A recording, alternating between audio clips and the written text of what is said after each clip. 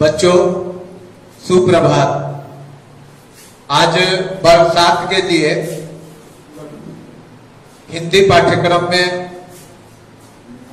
पहला पाठ प्रार्थना प्रारंभ कर रहे हैं। जीवन में किसी भी कार्य का शुभारंभ हम ईश्वर की आराधना से करते हैं, इसलिए प्रत्येक पाठ्यक्रम की शुरुआत भी प्रार्थना से की जाती है और अनेकों रचनाकारों की रचनाएं इसमें सम्मिलित होती हैं।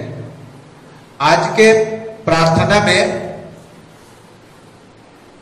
डॉक्टर जयपाल तरंग जी की रचना है। उन्होंने अपने कविता के माध्यम से, अपने प्रार्थना के माध्यम से बच्चों में या समाज में अंधकार से हम कैसे लड़ सकें, हम अपने जीवन में कैसे नई रोशनी पा सकें, इसके लिए ईश्वर से आराधना की गई है। डॉक्टर जयपाल जी कहते हैं कि सर्व शक्तिमान हमें शक्ति दीजिए, जिंदगी में अंधकार को भगा सके, ज्ञान दीप अपने हृदय में जला सके, होंगे कामयाब ऐसी युक्ति कीजिए, सर्वशक्तिमान हमें शक्ति दीजिए। अर्थात हे जगनियंता, हे ईश्वर, हे प्रभु, हे सर्वशक्तिमान, आप हमें इतनी शक्ति दीजिए कि हम समाज की बुराइयों को दूर कर सकें, यह अज्ञानता रूपी अंधकार जो है उसको हम भगा सकें और अपने हृदय में इस तरह का ज्ञान दीप जलाए कि स्वयं और समाज के अंधकार रूपी अज्ञानता को मिटा सके। इस कार्य में हम कामयाब हो जाएं, इस कार्य में हम सफल हो जाएं, इसके लिए ऐसी कोई हमें युक्ति, कोई उपाय सुझा दीजिए। हे प्रभु, हे सर्वशक्तिमान, हमें ऐसी ही शक्ति दीजिए। दूसरी पंक्ति में, दूसरे बंद में कहते हैं कि स्वार्थ साधनों में कहीं मन नहीं रमे, स्वार्थ साधनों में कहीं मन नहीं रमे, प्रगति पथ पर कभी पग नहीं थमे, बुराइयों की दासता से मुक्ति दीजिए, सर्वशक्तिमान हमें शक्ति दीजिए। अर्थात स्वार्थ साधनों में कहीं मन नहीं रमे, यह हमारा जो मानव जीवन है, यह जो हमारा मानव जीवन है नाना प्रकार के प्रलोभनों में घिरा रहता है। यही हमारे स्वार्थ का साधन है। किसका छीन ले, किसको बुरा कर दे, ये सारी चीजें अपने स्वार्थ पूर्णता के लिए ऐसा करते हैं। तो कहते हैं, कविवर कहते हैं कि स्वार्थ साधनों में कहीं मन नहीं रमे, हमारा मन किसी भी स्वार्थ के साधन में नहीं लगा रहे, इसलिए कि प्रगति पथ पर कभी पग नहीं थमे और हम जिस मार्ग पर चल पड़े, अपने जीवन को सुदृढ़ बनाने के लिए, अपने जीवन को सुरक्षित करने के लिए, अपने प्रगति को, तो उस पर चलने वाले जो हमारे पग हैं, जो हमारे पैर हैं, वो कभी भी रुके नहीं।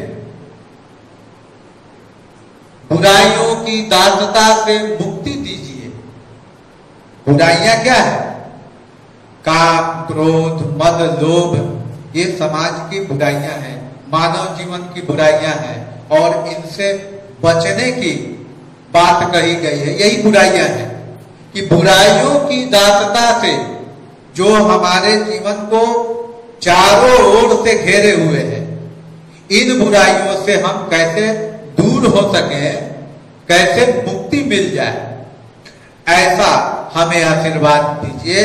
हे सर्वशक्तिमान, ऐसी हमें शक्ति दीजिए। अंतिम पद में वो प्रार्थना करते हुए कहते हैं कि सत्य बोलते हुए ही धर्म पर चले, वीरता से धीरता के कर्म में ढले, बहकी हुई भावना को भक्ति दीजिए। सर्वशक्तिमान हमें शक्ति दीजिए।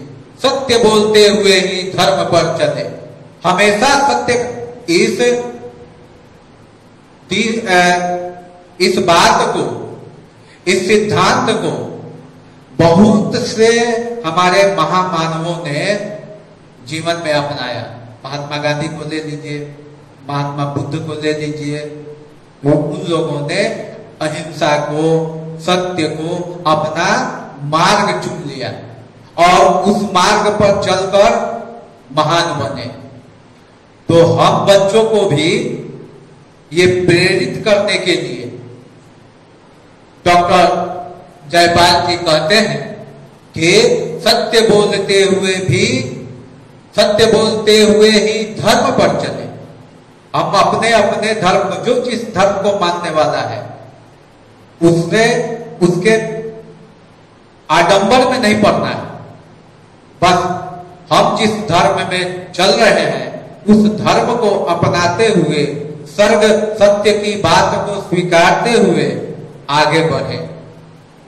वीरता से धीरता के कर्म में ढले, धीरज, धैर्य, साहस को अपने जीवन में उतारे और यह उतारने का काम वीरता से करें, एक युद्ध योद्धा की तरह करें, तभी हम सफल हो सकते हैं।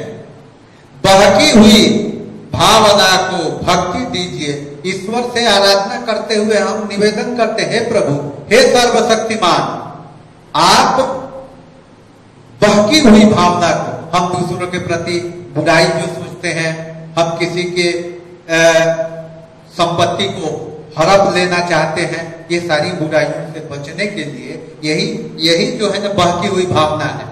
हमारी भावना जो पहले मन का विचार गंदा होता है, फिर हमारा शरीर गंदा होता है और हम जब इस पथ पर चल पड़ते हैं तो हमारा समाज भी गंदा हो जाता है। इन भावना से बचने के लिए यही बुराइयां हैं और इन बुराइयों से कहते हैं कि बहकी हुई भावना को भक्ति दीजिए। जब हमारे जीवन में भक्ति आएगी तो हम ईश्वर की बातों को साध्य कर सकेंगे, अपना सकेंगे, तभी ईश्वर का हमें वरदान मिलेगा। इसलिए हम निवेदन करते हैं, हे सर्वशक्तिमान, हमें ऐसी शक्ति दीजिए ताकि हम अपने जीवन में सफल हो सकें, हम प्रगति के पथ पर आगे बढ़ सकें और अज्ञानता रूपी अंधकार को ज्ञान रूपी प्रकाश से भर सके।